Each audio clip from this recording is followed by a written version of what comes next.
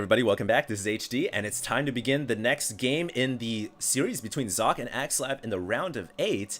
And it is, once again, Protoss versus Protoss. Socke taking a quick loss against Axslav in the last game.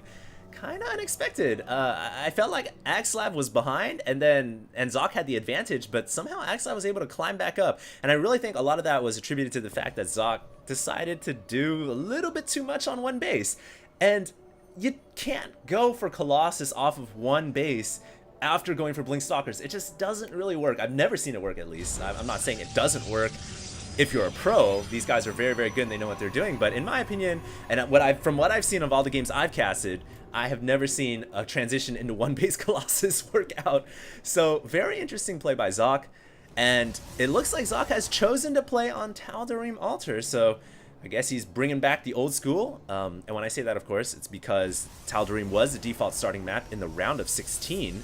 And hello, Socke throwing up a gateway in the most strangest position.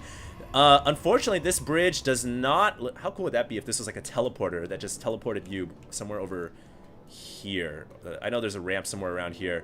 Oh, maybe not, but yeah.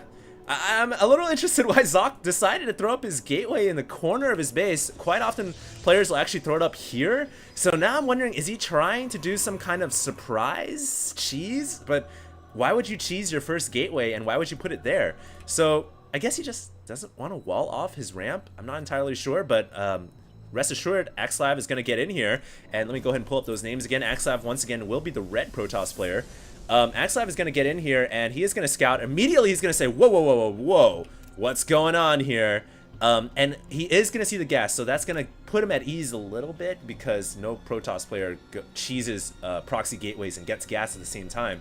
So now he's thinking, what the heck is going on? I need to do better scouting, and he is going to see, okay, you are a very strange one, Socke. You're building your gateway and your cybernetic score at the top left of your base. That's very interesting. And back at Axslav's base, he's saying, you know, I'm building everything super standard. I've got a gateway here. I've got a second gateway coming up. Everything looking good for Axslav.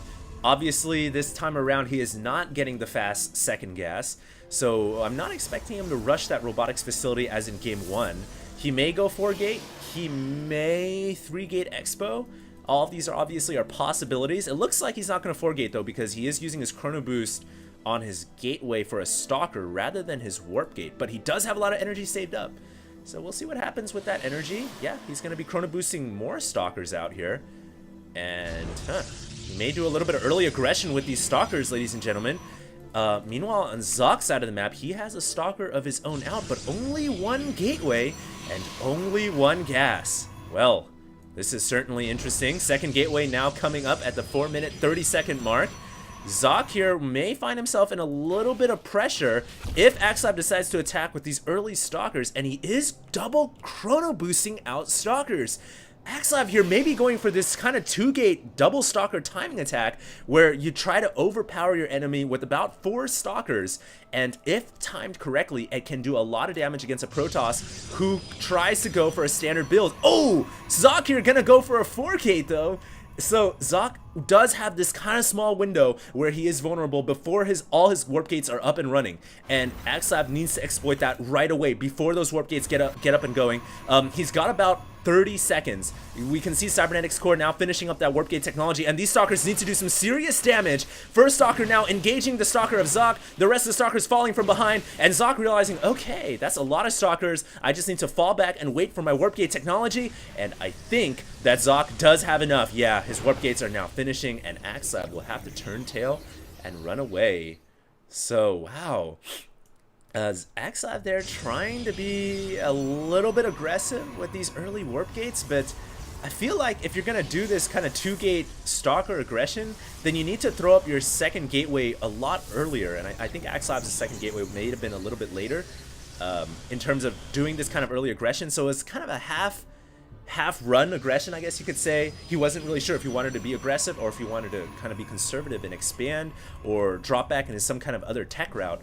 But because of that, now he has a pretty big deficit compared to Socke. Socke's got 4 gateways. He's got a lot more production going. Socke now has his second gas up and running.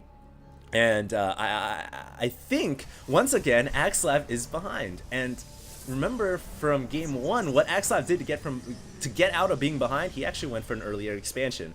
And it does look like he is gearing up to do that, getting his probe out here, grabbing the natural, and I think he's gonna grab that expo pretty soon. He may be gearing up to make a second wave, though. As you guys can see, he's got a lot of Chrono Boost energy saved up once again, but he is supply capped right now, so I'm not exactly sure what his plan is. There we go, supply now opening up, and he is throwing up a robotics facility as well. So I think Axslav now gearing up to make another attack. He is not going to be grabbing an expansion anytime soon. He wants to try to break Socke, but Socke has 4 warp gates, so he has 1 additional warp gate over Axslav, and I just don't see this working out. Socke, they're canceling his... Nope, he is gonna get his blink. So I thought for a second he did not get his Twilight Council, but he has Twilight Council now. He is getting blink once again, as in game 1.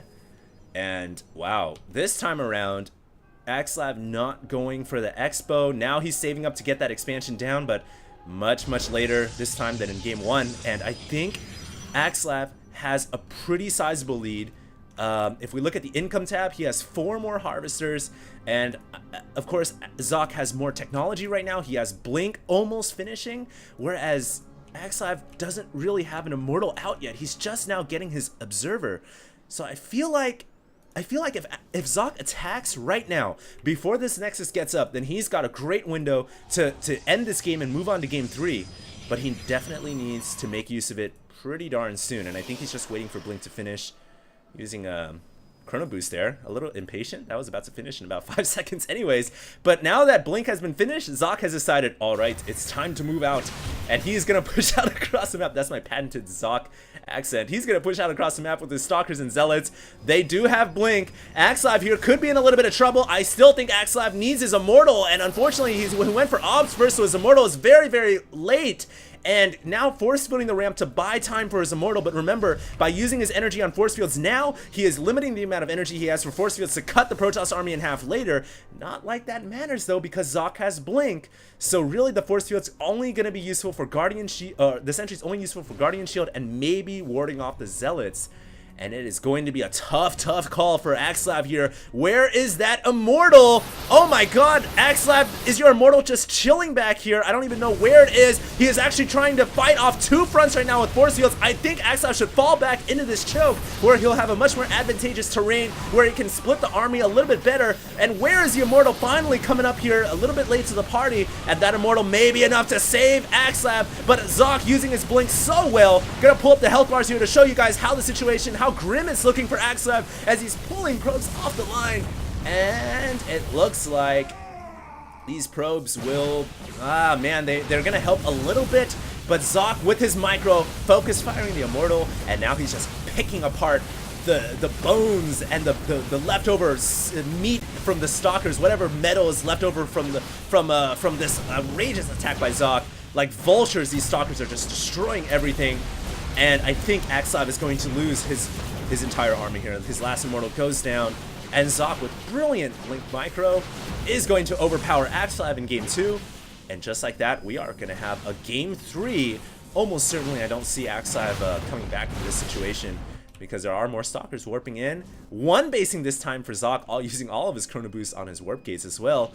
And a little bit of a reverse situation. Last game, Axslav was able to win going for the early natural, and now Socke able to win going for the early aggression against Socke's early natural. So Socke flipping the tables a little bit, should be able to win this game, picks off the last Stalker, and GG calls Axslav. Really nicely played right there, and I'm not going to waste any time here. I don't think there's much to talk about with regards to that game.